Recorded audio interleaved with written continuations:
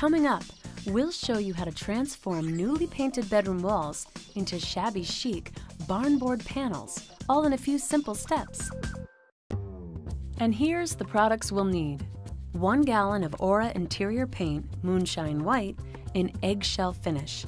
1 gallon of Aura Colorado Gray in matte finish. 1 gallon of Studio Finishes Clear Glaze Extender.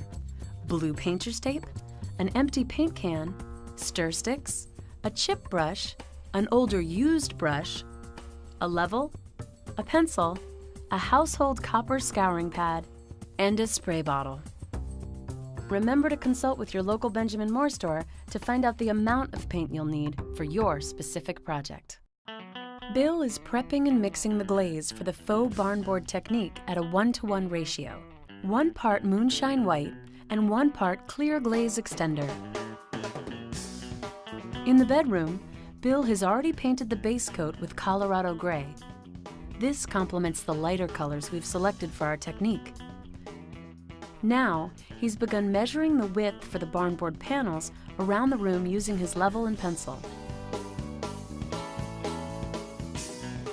The width should be randomly chosen, anywhere between 2 and 6 inches. So you can see here we've got a 2-inch followed by a 3. On this side we've backed it up with a 4-inch. Once the marks are complete, using the same tools, we're ready to draw the panel lines vertically from top to bottom.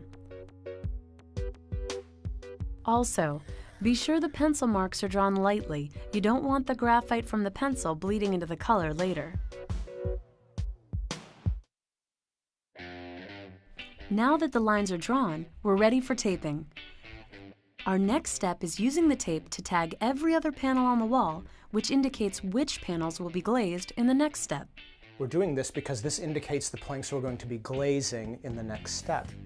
Then we're taking the same tape and we're going to place the tape on the outside of each pencil mark for the stripes that are marked. So you can see here, we have the tape and the faint pencil mark on the inside.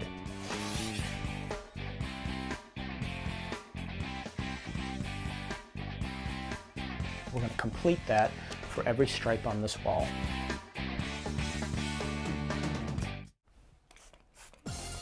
Next, spray the entire panel down with water. Because the glaze dries so quickly, the misting adds moisture that will extend our glaze work time. After you've misted the panel, it's time to paint on the glaze.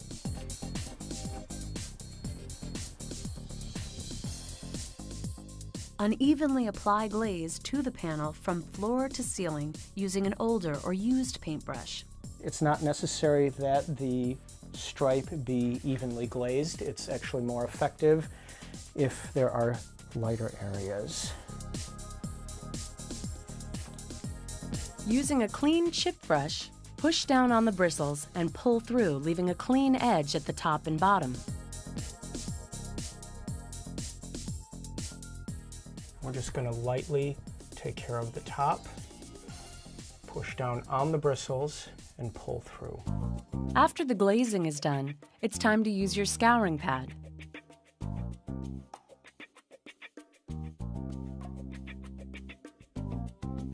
This will create a rough-hewn texture through the glaze and give the panel a natural barnboard look.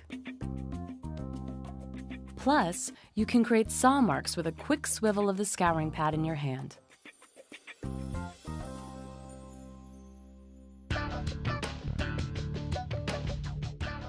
Once you've finished painting the panels, let them dry for a full 24 hours.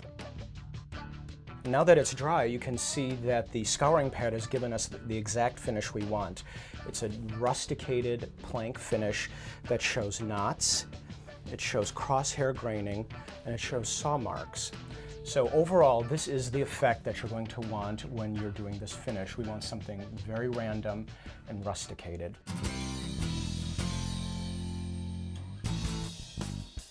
Next, reposition the tape over the already painted panels in preparation for the next round of painting.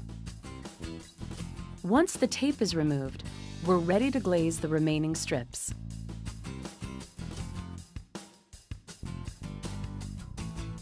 Remember to let it dry for 24 hours, and once you've removed the tape, voila, we're done. Now you too can create an authentic look that's both easy to do and looks great in your home.